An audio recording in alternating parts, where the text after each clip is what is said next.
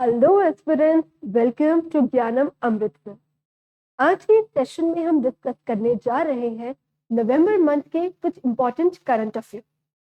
आज का ये जो वीडियो है ये एक पार्ट 3 वीडियो होने वाला है कि ऑलरेडी हम पार्ट 1 एंड पार्ट 2 डिस्कस कर चुके हैं, जिसमें हमने national news, space related news, defence related news, economic news, military exercise, so on and so fourth discuss कर लिया है। आज के सेशन में हम डिस्कस करने जा रहे हैं कुछ major appointment, awards and honours, कुछ obituaries, places in news, sports news and some important days. आज भी जो हमारा बेसिक सोर्स है वो है ज्ञानम की मंथली मैगजीन, जो आप इजीली डाउनलोड कर सकते हैं उनकी साइट से। तो चलिए, without further ado, let us get started with today's session. सबसे पहले कुछ मेजर 3 अपॉइंटमेंट्स हमारे पास हैं। First appointment is the appointment of CAG, that is controller and auditor general of India. K Sanjay Murthy has been appointed as the CAG by the president of India. जैसे कि हमें पता है कि CAG is the protector of the public purse, यानी India में जो भी खर्चे हो रहे हैं, जो भी डिपार्टमेंट किसी भी तरीके की उनके पास रेवेन्यू आ रहा है या वो रेवेन्यू स्पेंड कर रहे हैं, या उन्होंने सही तरीके से वो पैसा स्पेंड किया है, या जितना उन्हें अलॉट हुआ था क्या उतना ही उन्होंने स्पेंड किया है, या उससे ज्यादा कर दिया है या उससे कम किया है। तो इन सब का जो रख रखाव करता है that is our CAG, that is controller and auditor general. उनका ये काम होता है। तो इस बार के जो हमारे कैग बने हैं वो है के संजय मूर्ति सर। नेक्स्ट अपॉइंटमेंट है मृत्युंजय कुमार नारायण जी की, जो है हमारे registrar general and census commissioner. ये एक न्यू अपॉइंटमेंट नहीं है, ये जो ऑलरेडी हमारे रजिस्टर्ड सेंसस कमिश्नर थे उनका ही जो ड्यूरेशन है उसको जो है एक्सटेंड कर दिया गया है टिल अगस्त 2026। रीजन काफी वैलिड है, क्योंकि एक्सपेक्टेड है कि 2026 में सेंसस कंडक्ट करवाया जाएगा। उस टाइम पर ऑफिशियल की कंटिन्यूटी होना एक काफी प्लस पॉइंट हो जाता है as far as managing all things are concern. तो इसलिए हमारे पास जो हमारे at present registrar general and census commissioner है वो है मृत्युंजय कुमार नारायण जी। थर्ड अपॉइंटमेंट है जस्टिस संजीव खन्ना जी की, जो बन चुके हैं हमारे 51st chief justice of India. इनकी अपॉइंटमेंट भी प्रेसिडेंट ऑफ इंडिया के द्वारा की गई है। तो ये रही हमारी 3 मेजर अपॉइंटमेंट। फिर से रिवाइज करते हैं। पहली अपॉइंटमेंट थी कंट्रोलर एंड ऑडिटर जनरल की, जो बने हैं के संजय मूर्ति जी। फिर है हमारी appointment registrar general and census commissioner की, जो है मृत्युंजय कुमार नारायण जी। और फिर है जस्टिस संजीव खन्ना जी, जो है हमारे 51st chief justice of India. चलिए नेक्स्ट बात करते हैं कुछ अवार्ड्स एंड ऑनर्स की। तो उस्ताद बिस्मिल्लाह खान युवा पुरस्कार इस बार 82 यंग आर्टिस्ट को दिया गया है। ये उन लोगों को दिया जाता है जो कि अपनी कला का शानदार प्रदर्शन करते हैं, पर साथ में ही उनकी उम्र 40 ईयर्स से कम की होती है। ठीक है, ये जो अवार्ड है वो सेलिब्रेट करता है द लेगेसी ऑफ लेजेंड उस्ताद बिस्मिल्लाह खान जी, जो कि बहुत ही लेजेंडरी शहनाई वादक थे, शहनाई प्लेयर थे। कहाँ से? वाराणसी से। तो वाराणसी से थे, ये शहनाई प्लेयर थे, और इन्होंने अपनी शहनाई से सारे देश पर ऐसा जादू चलाया that he is considered as a legend of Shehnai, and his skills, his artistry skills has been unbeatable. तो उनको ही सेलिब्रेट करने के लिए, उनको ही शत नमन करने के लिए we have started this Ustad Bismillah Khan award, जो इस बार 82 यंग आर्टिस्ट को दिया गया है। तो यहाँ पर एक स्टैटिक का क्वेश्चन भी आपके लिए बन सकता है कि उस्ताद बिस्मिल्लाह खान जी जो है वो कौन से इंस्ट्रूमेंट के साथ एसोसिएटेड है। तो आपका आंसर होगा शहनाई, और वो कहाँ से थे? वाराणसी से। ये भी आप याद रखिएगा। चलिए नेक्स्ट अवार्ड है Indira Gandhi prize for peace, disarmament and development. इसे शॉर्ट में इंदिरा गांधी प्राइज भी कहा जाता है, और ये बेसिकली उन्हें दिया जाता है जो पीस एस्टेब्लिश करने के लिए कुछ महान काम जो है करते हैं। तो इस बार जो है ये अवार्ड दिया गया है डेनियल बेरेनबोइम को, जो कि अर्जेंटीना के एक पियानिस्ट हैं, और एक पैलेस्टीनिया के peace activist Ali Abu Awad ji को दिया गया है। I know the names are difficult, पर आपके लिए भी डिफिकल्ट है, मेरे लिए भी। आइए एक बार फिर से रिवाइज करते हैं। अवार्ड दिया गया है बेरेनबोइम जी को और अली अबू अवाद जी को, ठीक है। कौन से प्राइज की बात हो रही है? इंदिरा गांधी प्राइज की। और वो कौन से फील्ड में दिया जाता है? जो लोग पीस एस्टैब्लिश करने के लिए काम करते हैं उन्हें। तो बेरेनबोइम एंड अबू अवाद, इन्हें दिया गया है इस बार का इंदिरा गांधी प्राइज। और इंदिरा गांधी प्राइज में कितनी धनराशि दी जाती है? ₹25 लाख, और एक साइटेशन भी, यानी एक लिखा हुआ रिकॉग्निशन जो है साथ में दिया जाता है। तो ये अवार्ड हमें क्लियर है, ये विनर्स भी हमें क्लियर है। नेक्स्ट न्यूज है सत्यजीत रे life time achievement award. Satyajit रे हमें पता है कि ये एक महान फिल्म मेकर है, और उन्हीं को सेलिब्रेट करते हुए है ये वाला अवार्ड, जो कि फिल्म मेकर्स को दिया जाता है for their exceptional service in the film making. इस बार ये अवार्ड दिया गया है वेटरन ऑस्ट्रेलियन फिल्म मेकर, जिनका नाम है फिलिप नोइस। फिलिप नोइस ये ऑस्ट्रेलिया से है, वहां के बहुत ही प्रोमिनेंट फिल्म मेकर रहे हैं, और उन्हें इस बार नवाजा गया है सत्यजीत रे लाइफ टाइम अचीवमेंट अवार्ड के साथ। और ये अवार्ड उन्हें दिया गया था 55th international film festival of India में, जो कि गोवा में ऑर्गेनाइज करवाया गया था, ठीक है। तो यहाँ पर बात हो रही है फिलिप नोइस सर की, जो कि एक फिल्म मेकर है। ये है सत्यजीत रे सर, ठीक है। तो ये फिल्म मेकिंग में अवार्ड ये जो है दिया जाता है।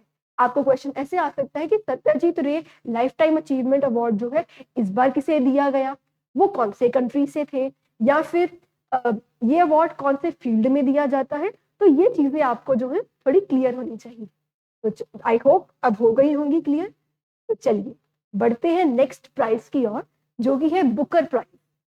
बुकर प्राइज में आपको बता दूं, ये लिटरेचर में दिया जाता है, ये फिक्शन जो लिखते हैं उन्हें दिया जाता है। Specially those pieces of literature, those novels जो इंग्लिश में लिखी जाती हैं और पब्लिश की जाती हैं कहाँ? यूके या आयरलैंड में। जो ओरिजिनली इंग्लिश में नॉवेल्स लिखी जाती हैं और यूके या आयरलैंड में पब्लिश होती हैं, उन्हें बुकर प्राइज जो है दिया जाता है। हमारे लिए इंपॉर्टेंट क्या है जानना कि इस बार जो है बुकर प्राइज किसे मिला है। तो ये अवार्ड मिला है समांथा हार्वे को फॉर हर नॉवेल ऑर्बिटर। ये है समांथा हार्वे जी, और ये है उनकी बुक ऑर्बिटर। तो ऑर्बिटल बुक को इस बार बुकर प्राइज मिला है, और उनके ऑथर कौन है? Samantha Harvey. I know this is bit factual, but अगर आप इसे 2-3 बार 2x पर भी चाहे सुनेंगे, तो आई एम श्योर कि आप इनको धीरे धीरे इन चीजों को इजीली जो है याद कर पाएंगे। तो हम आगे बढ़ते हैं। हमारे साथ है ये वाला बुकर प्राइज समांथा हार्वे और ऑर्बिटर, ठीक है जी। ये तो अब हमें नहीं भूलेगा क्योंकि हमने काफी बार रिवाइज कर लिया है। चलिए next is Sakharov prize for freedom of thought. तो सेखरोव प्राइज जो है दिया जाता है to those people who work for the protection of human rights and freedom. ये अवार्ड दिया जाता है by European Union. This European Union award है। This award is named after a Nobel peace prize winner Andrei Sakharov, ठीक है। तो European union जो है इस अवार्ड को देती है उन लोगों को जो कि ह्यूमन राइट्स की प्रोटेक्शन के लिए अच्छा काम करते हैं, ठीक है। तो इस बार ये जो अवार्ड दिया गया है वो दिया गया है मारिया कोरिना मशाडो एंड एडमंडो गोनालेस उरुशिया को। आप सिर्फ सरनेम्स याद कर लीजिए, तब भी आपको काफी हेल्प हो जाएगी पेपर में मार्क करने के लिए। The surnames are Machado and Urrutia, Machado and Urrutia, ठीक है। इन्हें इस बार का जो है सेखरोव प्राइज जो है दिया गया है। देखो सत्यजीत रे अवार्ड से तो हम फिर भी थोड़ा सा आइडिया लगा सकते थे कि ये फिल्म मेकिंग का अवार्ड होगा, लेकिन सेखरोव प्राइज जब तक हमें इसकी हिस्ट्री नहीं पता तब तक it's very difficult to guess in exam. तो इट्स बेटर कि हम अभी इसको ध्यान से पढ़ लें कि सेखरोव प्राइज जो है दिया जाता है to honour those who protect या who work for human rights protection and basic freedom protection, ठीक है। याद रहेगा प्राइज मनी भी याद कर लीजिए, दैट इज यूरो 50,000 यूरो की जो धनराशि विनर्स को जो है दी जाती है। और इस बार के विनर्स कौन है? मशाडो एंड उरुशिया। नेक्स्ट, अब हम डिस्कस करने जा रहे हैं कुछ इंपॉर्टेंट पर्सन इन न्यूज। पहले हमने अपॉइंटमेंट की, फिर हमने किए हैं यहाँ पर हमारे पास से कुछ इंपॉर्टेंट अवार्ड्स, और अब हम करने जा रहे हैं कुछ इंपॉर्टेंट पीपल इन न्यूज। तो पहले हमारे पास पर्सनैलिटी है रशेल गुप्ता जी। ये बन चुके हैं first ever Miss grand International from India, यानी first Indian to become Miss grand International. तो किनकी बात हो रही है? रशेल गुप्ता जी की, जो बन चुके हैं मिस ग्रैंड इंटरनेशनल। इसे याद रखेंगे। और दूसरी न्यूज है about Victoria Kjaer Theilvig. Victoria Kjaer Theilvig ये बन चुके हैं मिस यूनिवर्स ऑफ 2024। ये बिलोंग करते हैं डेनमार्क से, ठीक है जी, और इन्होंने जीता है इस बार मिस यूनिवर्स का टाइटल। पहला न्यूज था अबाउट मिस ग्रैंड इंटरनेशनल और दूसरी न्यूज है मिस यूनिवर्स। ये दो डिफरेंट ब्यूटी पेजेंट्स हैं और इनके डिफरेंट हमारे पास विनर्स हैं। फर्स्ट यानी मिस ग्रैंड इंटरनेशनल बने हैं Rachel Gupta ji, she is Rachel Gupta, and दूसरे हैं विक्टोरिया जायर थेलविक, ये डेनमार्क से हैं और बने हैं मिस यूनिवर्स। चलिए, अब हम डिस्कस कर रहे हैं कुछ पर्सन ही in news, but those people who have left us for heavenly abode, जिनकी मृत्यु हो चुकी है, but they had left a mark, they have left a legacy behind that the world cherish. तो आज हम उनको याद करते हैं। सबसे पहले पंडित राम नारायण जी। पंडित राम नारायण जी एसोसिएटेड है सारंगी से। ये एक सारंगी मेस्ट्रो थे। सारंगी में इनका मुकाबला कोई नहीं कर सकता था। He was very adapt at his sarangi playing. तो यस, हम जब भी सारंगी का नाम लेते हैं तब हम पंडित राम नारायण जी को याद करते हैं। दूसरा नाम है श्रीमती शारदा सिन्हा जी, जो कि एक भोजपुरी फोक सिंगर है। भोजपुरी फोक सिंगिंग शारदा सिन्हा जी के नाम से भी जानी जाती है, क्योंकि she was so adapt, she was so prominent in her field of singing Bhojpuri song. तो हमें इसमें क्वेश्चन ऐसे बन के आ सकता है कि दिस इज द पर्सन, ये कौन से फील्ड से एसोसिएटेड थे? ये पॉलिटिक्स से एसोसिएटेड थे, एडमिनिस्ट्रेशन से एसोसिएटेड थे, या फिर सिंगिंग से, म्यूजिक से? तो ये ध्यान रखकर आप इस न्यूज आइटम को कवर करेंगे। दूसरे हैं डॉक्टर विवेक देबराय जी। ये prime minister economic advisory council के चेयरमैन थे, ठीक है जी, और इनकी भी डेथ हो चुकी है। एंड आपको क्वेश्चन बन सकता है कि डॉक्टर विवेक ओबेरॉय जी जो है वो कौन से फील्ड से एसोसिएटेड थे? तो यस, ये इकोनॉमिक्स फील्ड से भी एसोसिएटेड हो सकते हैं और एडमिनिस्ट्रेशन फील्ड से भी एसोसिएटेड हो सकते हैं, क्योंकि ये एडमिनिस्ट्रेशन में ही थे, क्योंकि prime minister economic advisory council के ये पार्ट थे, उसके ये चेयरमैन थे, ठीक है। और ये तो पता चल ही रहा है, she is associated with Bhojpuri singing and Pandit Ram Narayan ji associated है सारंगी। तो this was all about obituary. Next, अब हम आगे बढ़ते हुए करेंगे कुछ इंपॉर्टेंट प्लेसेस इन न्यूज। साथ में ही ये भी समझने की कोशिश करेंगे कि वो प्लेसेस न्यूज में क्यों रही, ठीक है, उनकी सिग्निफिकेंस क्या है। सबसे पहले हमारे पास है धुडमरास। धुडमारस, आप इसको कैसे भी प्रोनाउंस कर सकते हैं। I am pronouncing it as Dhudmaras, ठीक है।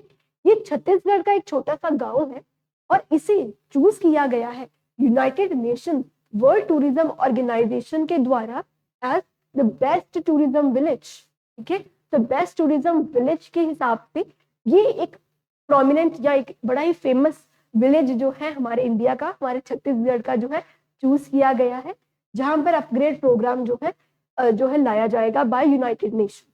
तो आप इसको मोटा मोटा समझ सकते हैं कि यूनाइटेड नेशंस ने इसे one of the ideal village जो है कंसीडर किया है और इसे चूज किया है। इसकी बात कर रही हूं मैं, धुडमरास की, और ये कहाँ पर है? छत्तीसगढ़ में। ये कहाँ पर है हमारे पास? छत्तीसगढ़ में। चलिए, दूसरी न्यूज है related to the Guru Ghasidas Tamor Pingala tiger reserve. ये बन चुका है 56th tiger reserve, making it the 4th tiger reserve in Chhattisgarh. इसको यानी गुरु घासीदास तैमूर पिंगला टाइगर रिजर्व को जो है कंट्री का 56 टाइगर रिजर्व बना दिया गया है और छत्तीसगढ़ में ही ये जगह जो है लाया करती है। तो इस स्लाइड में आपको जो दोनों प्लेसेस इन न्यूज दिख रही हैं वो दोनों ही छत्तीसगढ़ से है। पहला क्या है, दुधमरा, जो कि one of the ideal village जो है चूज किया गया है, और दूसरा है गुरु घासीदास तमोर पिंगला टाइगर रिजर्व। ठीक है जी, चलिए नेक्स्ट है तिरुवनंतपुरम। तिरुवनंतपुरम म्युनिसिपल कॉर्पोरेशन जो है उन्हें सिलेक्ट किया गया है for the global award for sustainable development in city. a proud moment for Thiruvananthapuram and for entire nation as well, क्योंकि हमारी एक सिटी को जो है चूज किया गया है as the global awardee for the sustainable development in cities. यानी तिरुवनंतपुरम में जो भी सिटीज डेवलप हो रही हैं वो काफी सस्टेनेबल वे में हो रही हैं, ग्रीन वे में हो रही हैं, किसी के राइट्स को हार्म कर नहीं हो रही है। तो इस अचीवमेंट को जो है रिकॉग्नाइज करने के लिए उन्हें ये अवार्ड जो है दिया जा रहा है। और इम्पोर्टेंट क्यों है, क्योंकि ये फर्स्ट इंडियन सिटी है जिसे ऐसा अवार्ड जो है मिला है। और ये अवार्ड कौन दे रहा है, UN habitat, united nations human settlement programme के अंतर्गत यूएन हैबिटेट जो है ये अवार्ड जो है दे रही है।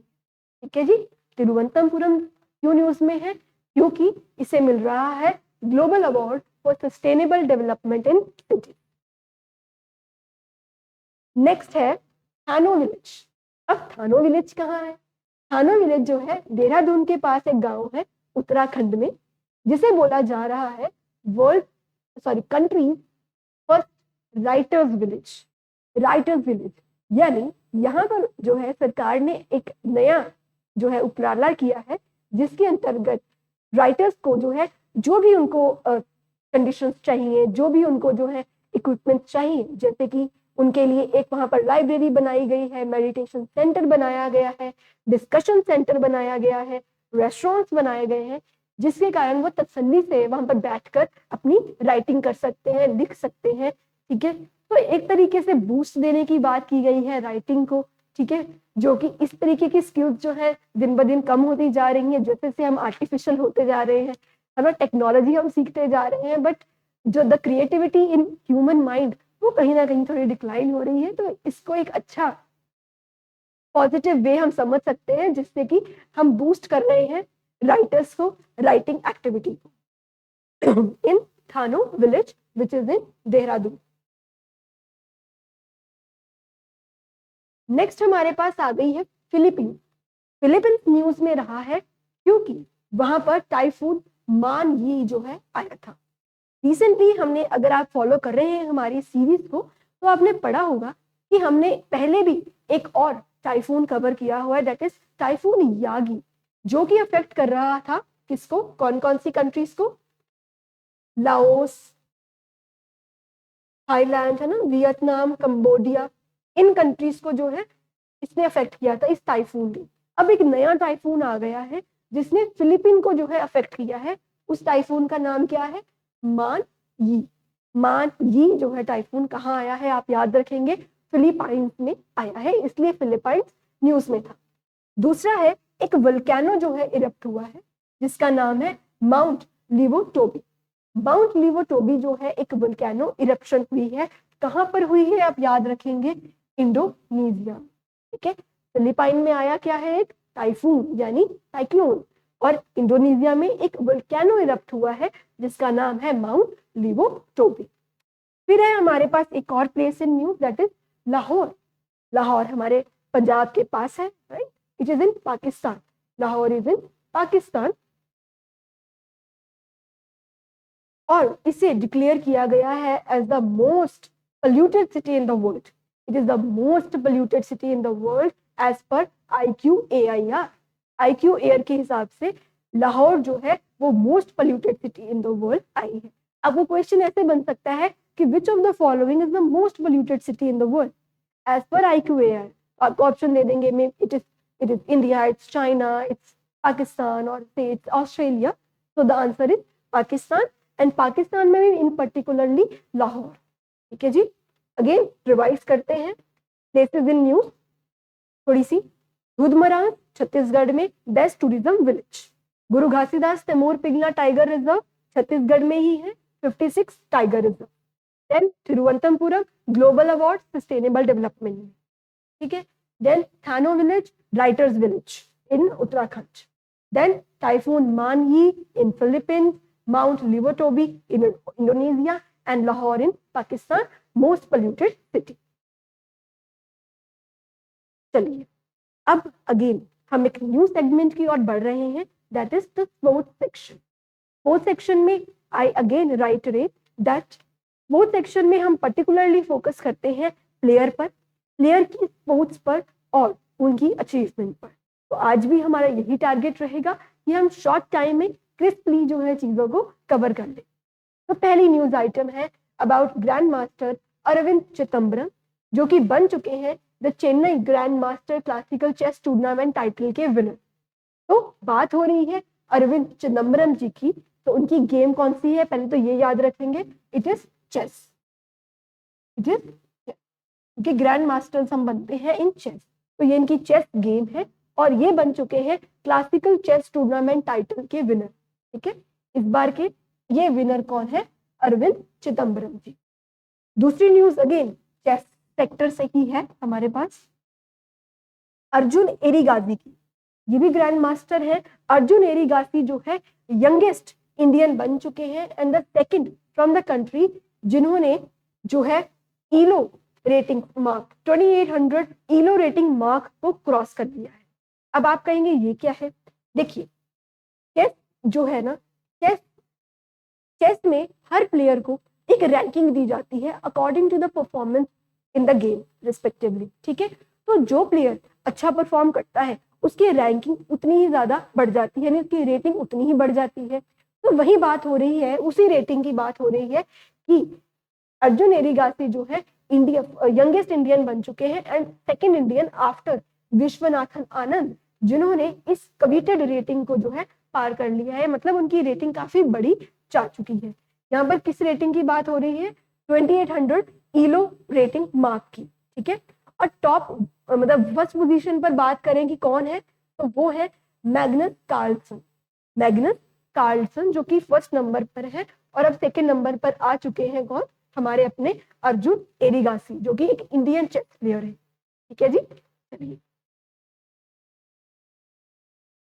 Next news is about Mandeep Jangra, जो कि बन चुके हैं फर्स्ट इंडियन प्यूजिलिस्ट। प्यूजिलिस्ट का मतलब होता है professional boxer, professional boxer, professional boxer. तो यहाँ पे बात हो रही है मनदीप जांगरा की, जो कि फर्स्ट इंडियन प्यूजिलिस्ट बन चुके हैं और इन्होंने क्या किया है, इन्होंने वन किया है वर्ल्ड बॉक्सिंग फेडरेशन का सुपर फेदरवेट वर्ल्ड टाइटल। तो सुपर वेदरवेट, ठीक है, फेदरवेट वर्ल्ड टाइटल,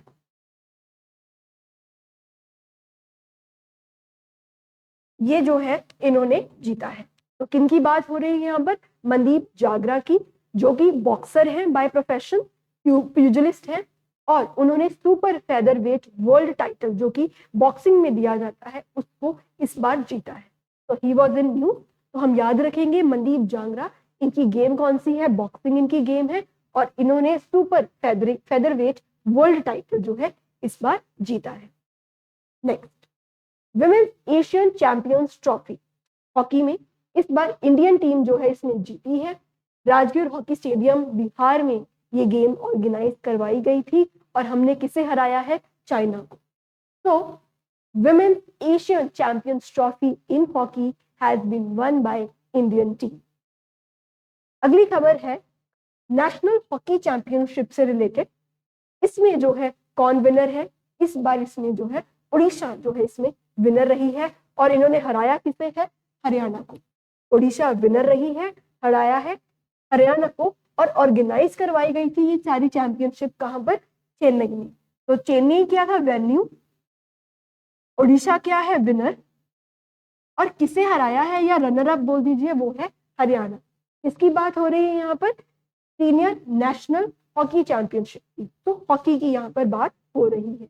तो अगेन दो news items very much clear, women's Asian champion trophy India team ने जीती है और नेशनल हॉकी चैंपियनशिप जो किससे जीती है, ओडिशा ने जीती है। Next, the world paragliding competition. ठीक है, आप देख सकते हैं ऐसी एक्टिविटी होती है पैराग्लाइडिंग, हम पैराशूट लेके जाते हैं, we run and various parachute activities are held, तो उसे हम बोलते हैं पैराग्लाइडिंग चैंपियनशिप। और इस बार इसे ऑर्गेनाइज करवाया गया था हिमाचल प्रदेश में एट बीर बिलिंग इन कांगड़ा डिस्ट्रिक्ट। ठीक है, तो आप मोटा मोटा स्टेट भी याद रख लेंगे, it's fine. It was organised in Himachal Pradesh, याद रखेंगे, world paragliding championship at Himachal Pradesh. Next news item is about a prominent sports person, Rani Rampal ji. ठीक है, जो कि हॉकी लेजेंड है, ये विमेन हॉकी के जो है एक लेजेंड है, and she has announced her retirement. She has been honoured with major Dhyanchand Khel Ratna award, जो कि वन ऑफ द प्रोमिनेंट या हाईएस्ट स्पोर्टिंग इवेंट का जो अवार्ड है, that is major Dhyanchand Khel Ratna award, ये भी इन्हें मिला है। पद्मश्री से ये सम्मानित है, और अब she has decided to retire from the game. तो इम्पॉर्टेंट हो जाता है आपके लिए जानना कि रानी रामपाल कौन सी गेम से एसोसिएटेड थे, क्रिकेट से, हॉकी से, फुटबॉल से, टेनिस से, किससे? The answer is hockey. Hockey, आप ये पिक्चर भी देख सकते हैं, आपको काफी ज्यादा क्लियर हो जाएगा, ये उनकी हॉकी स्टिक है, and she is a hockey player. Next, अब हम करने लगे हैं कुछ इंटरनेशनल स्पोर्ट्स न्यूज को कवर। सबसे पहले न्यूज है डेविस कप से रिलेटेड।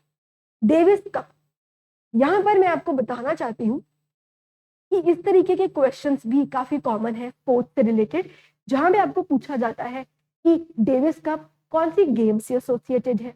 विनर बहुत रेयरली पूछे जाते हैं, लेकिन ये जो स्टैटिक क्वेश्चन है ये काफी पूछा जाता है, जैसे नेहरू कप किससे एसोसिएटेड है, थॉमस कप किससे एसोसिएटेड है, इस तरीके के क्वेश्चन। तो आई वुड रिक्वेस्ट यू कि आप इन्हें जरूर रिवाइज करिए। ये क्वेश्चन मार्क इंडिकेट कर रहा है कि आज सबके लिए एक क्वेश्चन है जिसका आंसर आप मुझे कमेंट सेक्शन में करेंगे। आप मुझे बताइए कि नेहरू कप कौन सी गेम से एसोसिएटेड है। ठीक है, आप मुझे कमेंट सेक्शन में बताएंगे कि नेहरू कप जो है वो कौन सी गेम से एसोसिएटेड है। चलिए हम आगे बढ़ते हैं with Davis cup. Davis cup associated है टेनिस से एसोसिएटेड है, और इस बार के डेविस कप होल्डर है जैनिक सिनर, और इन्होंने किसे हराया है, टैलन ग्रिक्सपूर को। ठीक है, तो टैलन को हराया है सिनर ने, तो सिनर इज द विनर, ऐसे याद रख लेंगे, सिनर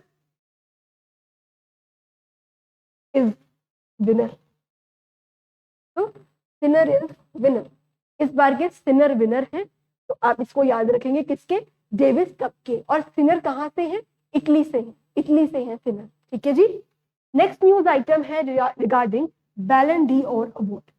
अब बैलन डी और अवार्ड आपको अगेन पूछा जा सकता है कि कौन सी स्पोर्ट्स से एसोसिएटेड है। तो yes, as you can see ये फुटबॉल से एसोसिएटेड है, और इस बार जो है बैलन D award for best football जो है किसको दिया गया है, रोड्रिगो एंड बोनाती को। Rodri is a man and she is a woman, और ये बेस्ट सॉकर प्लेयर्स हैं, सॉकर यानी फुटबॉल अगेन। तो फुटबॉल में बेस्ट प्लेयर्स जो है इन दोनों को चूज किया गया है, and their names are Rodri and Bonmati. ठीक है, रोड्री बोनमाती। और ऊपर हम पढ़ के आए हैं डेविस कप टेनिस से एसोसिएटेड है, and Skinner is the winner there. ठीक है जी। चलिए अब टाइम है कुछ इंपॉर्टेंट डेज को डिस्कस करने का। सबसे पहले है हमारे पास नवंबर 19, जिसे सेलिब्रेट किया जाता है एज वर्ल्ड टॉयलेट डे। ये डे कमेमोरेट करता है to raise the awareness about the importance of toilets, the importance of neglecting the open defecation. हमारे स्वच्छ भारत अभियान का भी सबसे बड़ा एजेंडा यही था कि हम इंडिया को ओपन डेफिकेशन फ्री बना दें, जिसके कारण ही मेजर फोकस था टॉयलेट्स पर। तो it create awareness about the global sanitation crisis, और इस बार का जो थीम था वो था toilets a place for peace. Obviously जब घर में बहुत ज्यादा शोर शराबा हो तो the toilets are something which are very at peace always. Then we have this international men's day on November 19 itself. ये डे सेलिब्रेट करता है to recognize, to acknowledge the importance of men in our lives. Men, be as a father, be as a brother, be as a husband, be as a son. So men complete the life of a woman. You know, both are the completing partners of each. Both are complementary, not supplementary. So this day celebrates the importance of men in our lives. और इस बार का जो theme भी था वो था positive male role model. So we need positive male role models so that everybody appreciates their role. क्योंकि women का role is often praised, being the role of a mother or a wife, but the husband, the father, the brother, उनको कभी कोई नहीं कहता that you are special. So this day again marks a day कि जहाँ पर हम अपनी family के men को we can have some respect for them and we can acknowledge their contributions in the society. उसके बाद है हमारे पास आवास दिवस. नवंबर 20 को आवास दिवस. इस दिन ही 2016 में जो है प्रधानमंत्री आवास योजना, जिसके अंतर्गत लोगों को रूरल एरियाज में घर दिए जा रहे हैं जिनके पास घर नहीं है, तो इस योजना की शुरुआत की गई थी. इसलिए इस दिन को हम सेलिब्रेट करते हैं एज आवास दिवस. ठीक है, आवास प्रधानमंत्री गरीब आवास योजना, इसका जो एम था वो था हाउसिंग फॉर ऑल बाय 2024. और इसमें हम कितने घर बना रहे हैं? 3.32 करोड़ रुपए. तो ये काफी इंपॉर्टेंट फ्लैगशिप प्रोग्राम है गवर्नमेंट ऑफ इंडिया का, तो हमें याद होना जरूरी है. और नवंबर 20 भी याद रखेंगे क्योंकि 2016 में इसी दिन इस प्रोग्राम को लॉन्च किया गया था, इसलिए इसे मनाते हैं हम एज आवास दिवस. फिर हमारे पास है नवंबर 20 एज द वर्ल्ड या यूनिवर्सल चिल्ड्रंस डे. जो इंडिया में चिल्ड्रंस डे होता है that is celebrated on 14th of November, but ये मनाया जाता है 20 नवंबर को क्योंकि इसको सपोर्ट करती है यूनिसेफ. और इस बार का थीम था listening to the future. Again the theme is very much clear, very same. इस दिन हम सेलिब्रेट करते हैं चिल्ड्रन को उनके राइट्स के प्रति अवेयर कराने के प्रति, है ना. और हम चिल्ड्रन को we pamper them, we feel them, we make them feel that you are special, so on and so forth. तो हमारे लिए इम्पोर्टेंट बस यही याद रखना है कि नवंबर 20 को हम वर्ल्ड चिल्ड्रन डे मनाते हैं और इंडिया का हम किस दिन मनाते हैं? 14 नवंबर को. नवंबर 21 world fisheries day. World fisheries day again ये थोड़ा इंपॉर्टेंट डे है इंडिया के पर्सपेक्टिव से. क्यों? क्योंकि इंडिया में ये सारा यहाँ पर पानी है, राइट. तो हमारे पास जो है फिशरीज की यानी फिशिंग करने की जो कैपेबिलिटी है वो बहुत ज्यादा है. हमारी बहुत ज्यादा पॉपुलेशन जो है वो फिशिंग पर डिपेंडेंट है. तो जिस दिन वर्ल्ड लेवल पर हम फिशरीज की इंपॉर्टेंस की बात करते हैं तो वहां पर हम इंडिया को निग्लेक्ट नहीं कर सकते, इंडियन फिशरमैन को हम निग्लेक्ट नहीं कर सकते. जो इंडिया है वो 3rd लार्जेस्ट फिश प्रोड्यूसर है, 2nd लार्जेस्ट एक्वाकल्चर नेशन है इन द वर्ल्ड. ठीक है जी.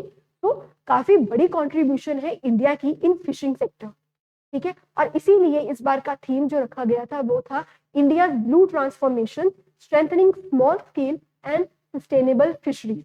यानी जो छोटे मच्छी पकड़ने वाले होते हैं उनको एक सस्टेनेबल लाइवलीहुड हम जो है दे सके ताकि वो इनकम जनरेट कर सके और अपनी फैमिली को जो है सपोर्ट कर सके. तो वर्ल्ड फिशरीज डे हम याद रखेंगे नवंबर 21 को. ठीक है, नवंबर 24 इस दिन मनाया जाता है NCC day. Basically NCC day आपको पता ही होगा, एनसीसी की full form national cadet corps. National cadet corps यहाँ लिखी भी हुई है. यस, एनसीसी बेसिकली हम स्कूल कॉलेजेस में भी यूज टू डू, है ना. हमारे पास एनसीसी होती थी जिसे बोला जाता था कि आर्मी की ड्रेस पहन के आ गए, राइट. तो आर्मी की तरह जो है ये आर्मी का एक आप कह लीजिए शॉर्ट वर्जन है जहाँ पर प्रिपेयर किया जाता है टू स्टूडेंट्स, टू यंगस्टर्स कि अगर if they want to join the armed services तो आर्म्ड सर्विसेज की तरह डिसिप्लिन, उनकी तरह skills they are taught during NCC. तो एनसीसी का जो डे है वो हर 4th संडे ऑफ नवंबर हर साल जो है मनाया जाता है. और एनसीसी जो है अगेन एक स्टैट्यूटरी इंस्टीट्यूशन है. क्यों? क्योंकि ये एक लॉ से बना है और उस लॉ का नाम क्या है? The national cadet corps act 1948. NCC act 1948. ठीक है, तो ये स्टैट्यूटरी इंस्टीट्यूशन है. तो आप याद रखेंगे 4th Sunday of November and NCC. N से नवंबर होता है और एन से ही एनसीसी होता है, तो आप इसको ऐसे जो है याद रख सकते हैं। Next, the national milk day. National milk day मनाया जाता है नवंबर 26 को, क्योंकि इस दिन बर्थ एनिवर्सरी होती है डॉक्टर वर्गीस कुरियन की, जो कि है man behind the white revolution in India. India में व्हाइट रेवोल्यूशन किससे एसोसिएटेड है? मिल्क से, मिल्क से, ठीक है। जैसे ग्रीन रेवोल्यूशन एसोसिएटेड है किससे? फूड ग्रेन से, वैसे ही व्हाइट रेवोल्यूशन एसोसिएटेड है मिल्क से। और इस व्हाइट रेवोल्यूशन को लाने वाले इंसान कौन थे? डॉक्टर वर्गीस कुरियन। और इन्होंने क्या किया था?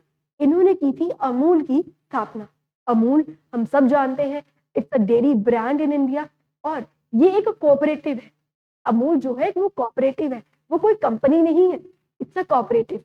मतलब उसके जो एम्प्लॉइज हैं वो खुद ही प्रोड्यूस करते हैं, they sell to the world, और वहां से जो भी प्रॉफिट आता है उसको आपस में दे डिस्ट्रीब्यूट। तो एक कोऑपरेटिव का जो मॉडल है वो भी कौन लेकर आया था? Doctor Verghese Kurien for the dairy sector. तो यहाँ पर इन्होंने फाउंड किया था अमूल, जिसकी फुल फॉर्म है आनंद मिल्क यूनियन लिमिटेड इन गुजरात। और साथ में हमें याद रखना पड़ेगा कि वर्ल्ड लेवल पर मिल्क डे मनाया जाता है जून 1 को। हमारे यहाँ मनाया जाता है नवंबर 26 को, और वहां यानी वर्ल्ड लेवल पे मनाया जाता है on June 1।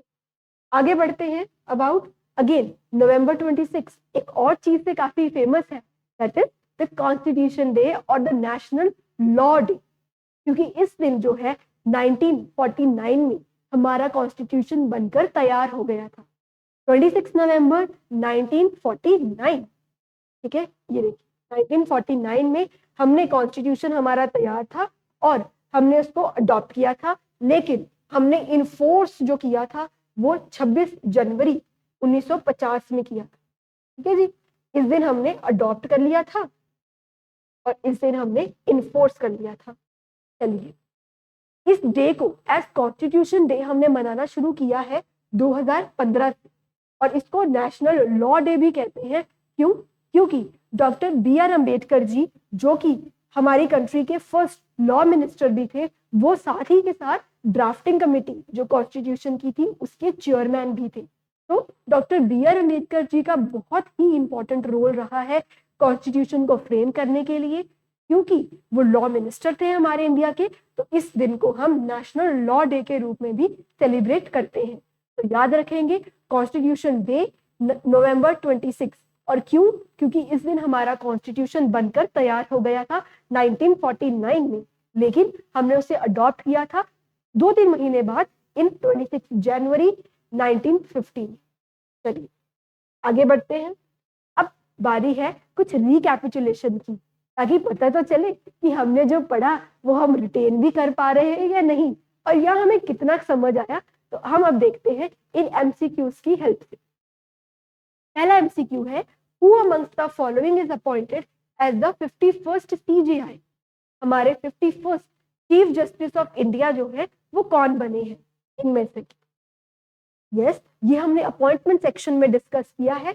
The right answer is justice Sanjiv Khanna ji. Next question, Ustad Bismillah Khan is associated with dash. Bismillah Khan ji जो है वो इनमें से कौन से इंस्ट्रूमेंट के साथ एसोसिएटेड है? शहनाई, तबला, सारंगी या सितार? द आंसर इज शहनाई। ये आपका स्टैटिक का क्वेश्चन भी है, इट इज शहनाई, ठीक है। स्टैटिक जीके का क्वेश्चन भी है। बिस्मिल्लाह खान जी एसोसिएटेड है शहनाई से, जैसे कि जाकिर हुसैन जी एसोसिएटेड है with tabla. The first writers village was inaugurated at। First writers village, जहाँ पे हमने भी बात की कि मेडिटेशन सेंटर है ना, रेस्टोरेंट एक्सेट्रा, ये सब अवेलेबल करवाया गया है। तो ये कहाँ बनाया गया है? ये बनाया गया है उत्तराखंड में, देहरादून के पास, और इस विलेज का नाम क्या था? थैनोस। थैनोस विलेज था। थैनोस विलेज है जो कि बन चुका है फर्स्ट राइटर्स विलेज, और ये कहाँ है? उत्तराखंड में। बैलन डी और award is associated with which sport? तो बैलन डी और अवार्ड, जिससे मैं आपको क्वेश्चन बना के भी दिखाया था, कि वो कौन सी गेम के साथ एसोसिएटेड है, आप मुझे बताइए। तो yes, again the answer here is football. तो ये फुटबॉल के साथ एसोसिएटेड है। Which day is celebrated as constitution day? अभी हमने डिस्कस किया कि किस दिन को मनाया जाता है। ये वो दिन है जिस दिन हमने अपना कॉन्स्टिट्यूशन बनकर तैयार था और हमने उसे अडॉप्ट किया था। तो this is November 26. So November 26 is celebrated as the Constitution Day of India. So with this, we come to the end of today's session. I hope आपको आज का ये सेशन पसंद आया हो and I was able to add some kind of value to your preparation. अगर आपको ये वीडियो अच्छा लगा तो kindly give us your feedback in the comment section. Do like and share this video and keep following Gyanam Amritsar. Thank you. Have a nice day ahead.